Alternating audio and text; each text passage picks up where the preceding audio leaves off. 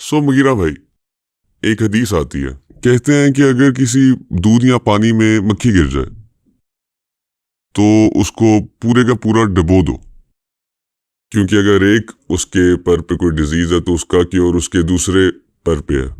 ये अजीब सी बात नहीं है? देखे, मुझे नहीं लगता कि हमें कोई एक्सप्लेन करने की जरूरत है कि साइंस जो है वो मक्खी के डिजीज कैरिंग एबिलिटी के बारे में कोई शक जाहिर करती है।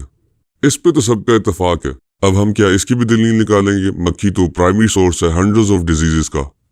देखिए, आपने हदीस तो कोट कर ली, लेकिन मेरा ख्याल है कि इस हदीस को आपने सिर्फ एक पार्ट को कोट किया है।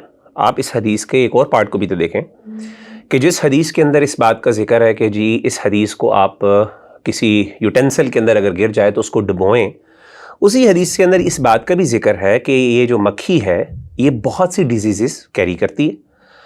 तो एक तरफ तो हम ये बात कर रहे हैं कि जी ये हदीस देखें कैसे मॉडर्न साइंस के ख़िलाफ़ जा रही है, लेकिन आप ये नहीं देख रहे कि हदीस का एक पार्ट जो है वो तो ये बात को प्रूव कर रहा है जो चीज़ मेंशन की गई है। पहली बात तो ये। दूसरी बात ये है कि देखें, ये एक बहुत अनसाइंटिफिक रवैया है, ठीक है ना, on behalf of many so called open minded, जहाँ पे वो ये कहते हैं कि जी एज इफ दे बिलीव और दे क्लेम, जो even scientist true scientist claim नहीं करते, कि science has reached it's pinnacle जहाँ पे they have discovered everything. In fact अगर आप देखें तो साइंस इटसेल्फ कभी भी ये क्लेम नहीं करती कि हमने किसी चीज़ के ऊपर जो है एक पिनेकल अचीव कर लिया है and we have reached our final conclusions और अब दोबारा रिसर्च की ज़रूरत नहीं। Science is progressing throughout, और बहुत सी ऐसी चीज़ें हैं जो फ्लाइज के बारे में, मक्खियों के बारे में साइंस को नहीं पता थी, कुछ सालों पहले उनको पता चली। इसकी बहुत सी मिसालें, मैं आपको 2-3 मिसालें दे देता हूँ, आप खुद देख लें और आपको खुद पता चल जाएगा कि ये जो बिलीफ या अजम्पशन है कि जी साइंस ने अपनी पिनेकल को अचीव कर लिया, और चूंकि साइंस ने नहीं बताया हमें कि इसके अंदर कोई उसका एंटीडोट नहीं है या कोई एंटी बैक्टीरियल प्रॉपर्टीज नहीं है, तो इसका मतलब इट डजंट एग्जिस्ट, और ये गलत हो गया। मिसाल के तौर पे देखें, साइंस के अंदर अभी रिसेंटली कुछ रिसर्चेज हुई हैं जिसके अंदर, मिसाल के तौर पर let me give you an example, एक रिसर्च हुई है कि कुछ फ्लाइज, जिसमें खासतौर पे ड्रैगन फ्लाइज हो गई, इसी तरीके से उसकी एक और फ्लाई है जिसे सिकाडा कहते हैं, उन फ्लाइज के परों के अंदर परों पर ऐसी उनके नैनो स्ट्रक्चर्स पाए जाते हैं जो कि सख्त एंटी बैक्टीरियल हैं, जहां पे बैक्टीरिया सर्वाइव नहीं कर सकता। Again I am not proving कि इसे ड्रैगन यानी हाउस फ्लाई की कोई चीज़ साबित हो रहा है, I am just trying to prove a point. Even house flies के बारे में बहुत सी चीज़ें आपको नई चीज़ें पता चली। मिसाल के तौर पे एक रिसर्च ये भी पता चली, दैट वाज कैरिड आउट, कि इसकी जो सरफेस है हाउस फ्लाई की, उसकी जो है हाउस फ्लाइज के सरफेस के जो है उसमें कुछ कई ऐसी एंटी बैक्टीरियल या एंटीबायोटिक प्रॉपर्टीज़ पाई जाती हैं जिसकी वजह से जो बैक्टीरिया ज़्यादा देर तक सर्वाइव नहीं कर सकता। इसी तरीके से रीसेंट रिसर्च है जो नेचर जैसे बड़े बड़े जर्नल्स के अंदर पब्लिश हुई, कि जिसके अंदर उन्होंने कहा कि, या फिर और भी साइंटिफिक जर्नल्स के अंदर, कि हाउस फ्लाई के जो पर हैं दैट्स हाईली, यानी वहाँ पे बैक्टीरिया ज़्यादा देर तक सर्वाइव नहीं कर सकता, इट कैन इसके अंदर ऐसी प्रॉपर्टीज़ मौजूद है।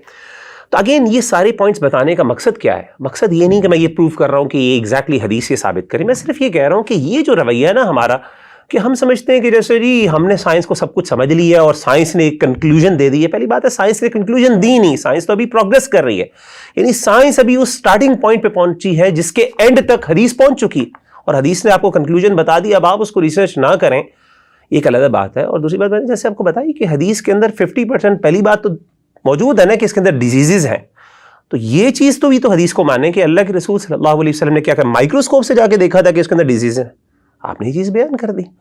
तो इसको एक नेचुरल वे में समझें और साइंस को भी समझा जाए। मैं रिक्वेस्ट करता हूँ आप लोगों से कि यार साइंस को थोड़ा सा समझें, साइंस की मेथडोलॉजी को समझें, उसके बाद इस तरह के क्लेम्स करें और इतराज़ात करें।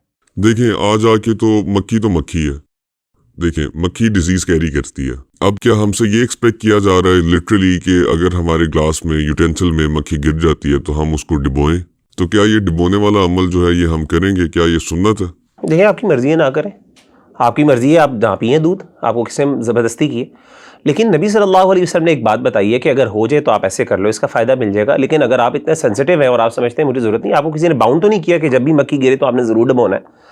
आपका दिल नहीं मानता, दीन आपको मजबूर नहीं करता, लेकिन ये करना कि आउटराइटली डिनाई कर देना और ये क्लेम करते हुए कि ये ट्रुथ के और सच्चाई के खिलाफ है, मेरा तो इस पर एतराज़ है। मेरा इस पर एतराज़ नहीं कि आप ना पिए उस दूध को। भाई कई लोग होते हैं सेंसिटिव होते हैं, कोई चीज़ गिर जाती है वो नहीं पीते, हालांकि कोई चीज़ नहीं होती, यानी उसमें कोई मसला नहीं है, लेकिन अगर आप नहीं मुतमईन तो ना करें। तो शरीयत आपको इस बात पे बाउंड नहीं करती, आप क्यों इस बारे में सेंसिटिव होते हैं इतना ज़्यादा? चलें, लेट्स मूव ऑन।